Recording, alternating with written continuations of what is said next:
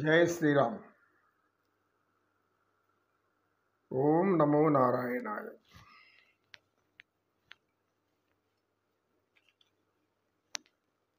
సత్యనిష్ఠుడు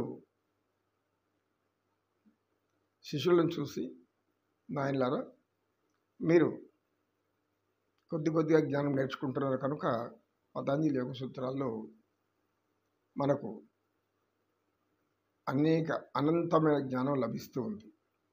అంటే యోగము అంటే రాజయోగము అంటే ఎలాంటిది, అది ఆ ధ్యానం ఎలా ఉంటుంది అన్నీ తెలుగుతుంది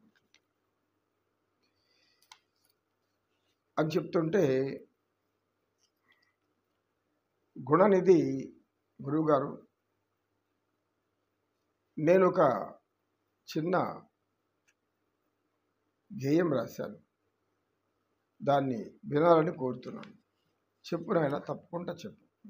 నీవు ఎటువంటి జ్ఞానానికి సంబంధించింది అయితే నీవు చెప్పే విషయాలన్నీ కూడా అలౌకిక విషయాలకు సంబంధించినవిగా ఉండాలి. అంటే లౌకికంలో జీవిస్తున్నటువంటి, ఇక్కడ స్వర్గసుఖాలు అనుకుంటూ జీవిస్తున్నటువంటి మానవులను, వారిని దైవత్వం తీసుకెళ్ళేట్టుగా ఉండాలి. చెప్పు అన్న. ఓ మనస నిన్ను నువ్వు మార్చుకో. ఓ మనస నిన్ను నువ్వు మార్చుకో. నీలో మానవత్వం పెరుగుతుంది. మానవత్వం పెరిగితే నీవు మనిషిగా మారుతావు. మనిషి కాకుండా వేరే విధంగా ఉండవు, మనిషిగానే ఉంటావు. మనిషిగా ఉన్న వారికి భగవంతుని తోడు ఎప్పుడూ ఉంటుంది. అందుకే ఓ మనస నిన్ను నువ్వు మార్చుకో, ఆత్మస్థితి నీకు అందుతుంది. ఓ మనస నిన్ను నువ్వు తీర్చుకో. ఓ మనస నిన్ను నువ్వు తీర్చుకో. ఎలా తీర్చుకుంటావు? ఒక అద్భుత శిల్పి, అతి నైపుణ్యం కలిగిన శిల్పి ఏ విధంగా చెక్కిన విగ్రహం ఎలా సుందరంగా, ఆనందంగా, అద్భుతంగా ఉంటుందో అలా నువ్వు చెక్కుకో, శిల్పంలా చెక్కుకో. అలా నిన్ను శిల్పం అయ్యావు అని అంటే నీలో ఉన్న సుగుణాలన్నీ శిల్పంలో నేను మార్చేస్తుంది, ఒక అద్భుత శిల్పంలా మారుస్తుంది. శిల్పం ఎటువంటి రూపురేఖలు సంతరించుకుంటే, చెక్కితే అంత అద్భుతంగా మనం చూసి ఆనందిస్తాం. నీవు చెక్కుకునే నీ మనసు అనే శిల్పాన్ని అనేక సద్గుణాలతో నింపినావంటే అది చక్కటి అందమైన అపురూపమైన శిల్పంగా మారుతుంది. నిన్ను నువ్వు ఓర్చుకో, ఓర్పు తెప్పించుకో, ఓర్పుతో ఉండు. సహనం సర్వగుణ ప్రధానం. ఒక్క సహనం ఉంటే చాలు, సర్వగుణాలు వస్తాయి. అందుకే ఓర్చుకో, అన్నిటికీ ఓర్చుకో. నీకు ఏమి ఎదురైనా ఓర్చుకో. ఓర్పు వహించావంటే నీలో నేర్పు వస్తుంది, ఎలా జీవించాలి, లౌక్యం తెలుస్తుంది. ఆ నేర్పుతో, లౌక్యంతో నువ్వు జీవించే తీర్పు నువ్వు కాదు ఇచ్చేది, భగవంతుడు తీర్పు ఇస్తాడు. తీర్పు చెప్పేది ఎవరు అంటే సర్వజ్ఞుడు. ఆయన ఇచ్చే తీర్పుకి ఎటువంటి తిరుగు లేదు. ఆయనే అతి ఉన్నత న్యాయస్థానం, అంతకు మించిన న్యాయస్థానం ఎక్కడా లేదు. ఆయన తీర్పు ఇస్తే దానికి తిరిగే ఉండదు, ఎవరు దాన్ని ఏం చేయలేరు. ఇంకా ఆ తీర్పు ప్రకారం అనుభవించి తీరాల్సిందే. అందుకని నిన్ను నువ్వు తీర్చుకునేవు, ఓర్చుకునేటప్పుడు, మార్చుకునేటప్పుడు ఇన్ని గుణాలు కలిగి ఉన్నావంటే నీకు ఎలా తీర్పు వస్తుందని నువ్వు ఆశించొద్దు. అది ఆయన ఇస్తారు, ఆయనకి తెలుసు నీకు ఎలాంటి తీర్పు ఇవ్వాలో, నీకు ఎలాంటి ఫలితాన్ని ఇవ్వాలో అది ఆయనకి, భగవంతుడు తెలుసు. సర్వాంతర్యామి నిన్ను అన్ని వేళ గమనిస్తూనే ఉంటాడు కదా. ఆయన ఎక్కడో దేవలోకంలోనో లేకపోతే ఇంకేదో లోకంలోనో కూర్చొని ఉంటాడు మనం అనుకుంటే పొరపాటు కదా. సర్వాంతర్యామి అంటే అర్థమేమి? సర్వత్రా నిండి ఉన్నాడు.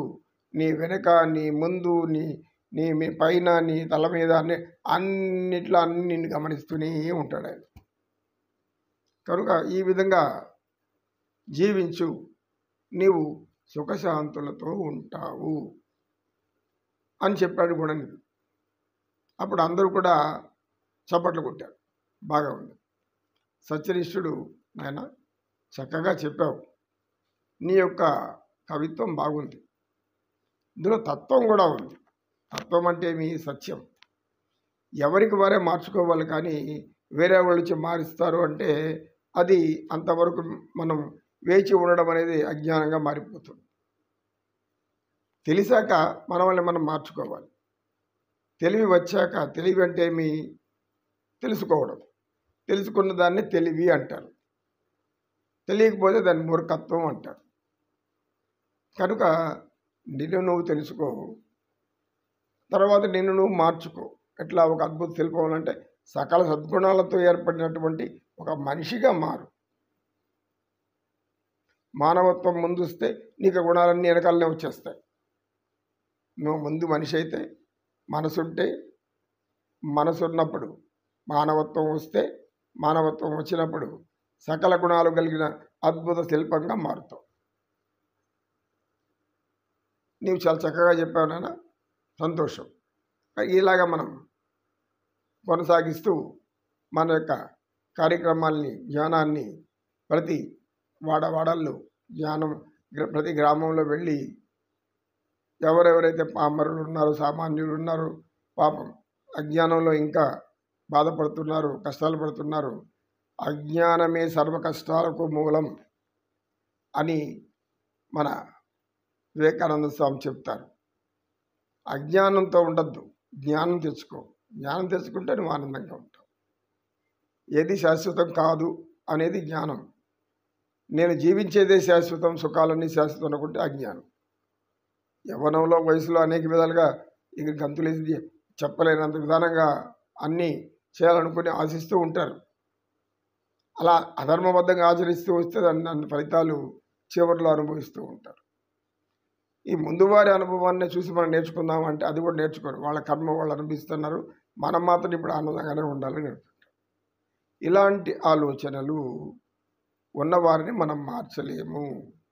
వరి చేస్తున్నది తప్ప మంచిదా అని ఆలోచించి మారితే అది గొప్పదనం. నీవు చెప్పినటువంటిది చాలా చక్కగా ఉంది అని చెప్పి సత్యనిష్ఠుడు ఈరోజు నీ ద్వారా తెలుసుకున్నటువంటి సత్యాన్ని ప్రపంచానికి తెలియచేయండి అని ఆ రోజు చర్చ చాలించాడు. నమో నారాయణాయ. ఓం నమో నారాయణ. నారాయణ నారాయణ. నమో కృష్ణ, నమో కృష్ణ. ఓం తత్సత్.